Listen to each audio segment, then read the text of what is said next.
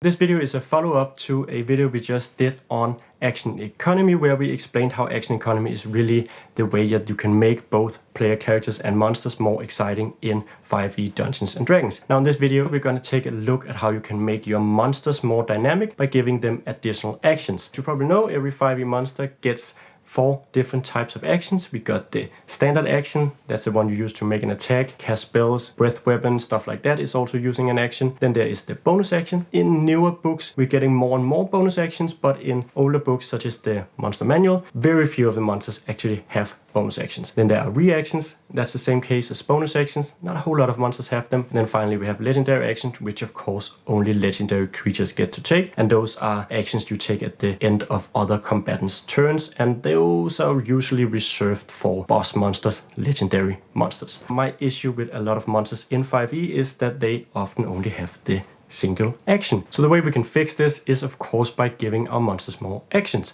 Now I think that we learn best by example, so what I've done is that I've taken the giant shark, which is very bland, it's not a very fun creature, and I want to see if we can make that more fun. Let's make an enhanced giant shark. Now, I should say that I have ulterior motives here because I'm also making guides for Critical Role's Call of the Netherdeep, and mild spoilers, there is a giant shark there and I wanted that encounter to be more fun, so I went in and pepped it up for my players as we were running through. And you can find a link to the final file for a Moonshark, which is made by the same principles, in the description down below. If you don't care about Critical Role, that's fine as well. You can still follow along. There will be no spoilers here. We're just going to take a look at an enhanced giant shark that makes the most of bonus actions and reactions. Now let's first identify the issue with the giant shark, and it is that it has only a single attack. That attack deals a whole lot of damage. So let's say you're pitting your giant shark against a party of 3rd level characters. The shark swoops in. If it hits the cleric on the first turn, the cleric is down. The party has no way to heal, and the shark maybe bites the wizard next, and then suddenly you have a total party kill. Or the shark misses and the characters get to wail on it, and then the shark misses again, and probably the shark dies in 2-3 turns, and the combat was never really scary or dangerous. So what I want to do instead is try and see if we can make the shark less swingy and give it more to do on its turn by giving it bonus actions and reactions it can use between its turns. Now it should be noted that not all actions are born equal, so just giving the shark more attacks, such as a bonus action Tailor Attack, that's not really gonna cut it, because it's not gonna make the shark feel more dynamic. It's just gonna get 2 chances to attack you on turn. So while that's better in making it less swingy, it's not gonna make the encounter a lot more fun. What we want are actions that can actively impact the battlefield, bonus actions,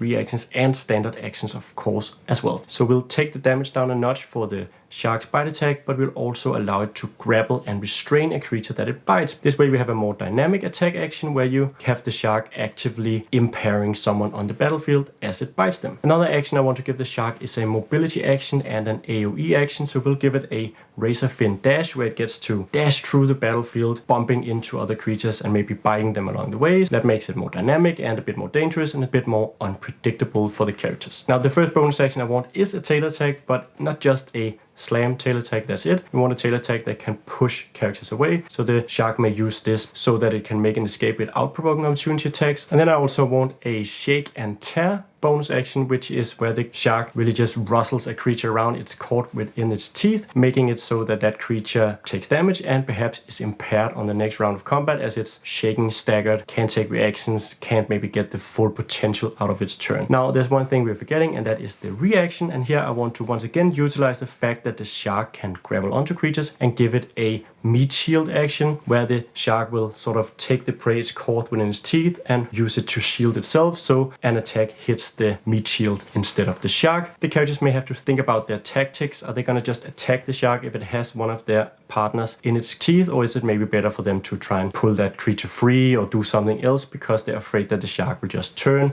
and they'll strike their own ally? Now I've also included a weakness for the shark because I like putting monster weaknesses on monsters. There'll be a link to a video where I talk about monster weaknesses specifically somewhere up here. This weakness is just that the characters can sort of strike directly at its snout or use strong odors to debilitate the shark and make it a less efficient combatant, and that's just a fun way to give the players a way to change their tactics, maybe use different tactics in order to strike at the shark more efficiently. So what we're left here is a shark that I think is maybe marginally better than a regular giant shark, but it is and I know this for a fact, a lot more fun than a regular giant shark. It's going to be a lot more fun for the DM to play, and it's going to be a lot more fun for the characters to play against, because it is more dynamic, it is more fun, and it's going to challenge the characters in different ways, using different attacks, saving throws, and so on. And you could even stuff some legendary actions on there if you want to make a legendary giant shark. I'm not opposed to that. Now, if you want more monsters that are built with this design philosophy and that have weaknesses and bonus action tags reactions, I encourage you to check out our Patreon. We put out 3 encounters every month. Patrons also get access to our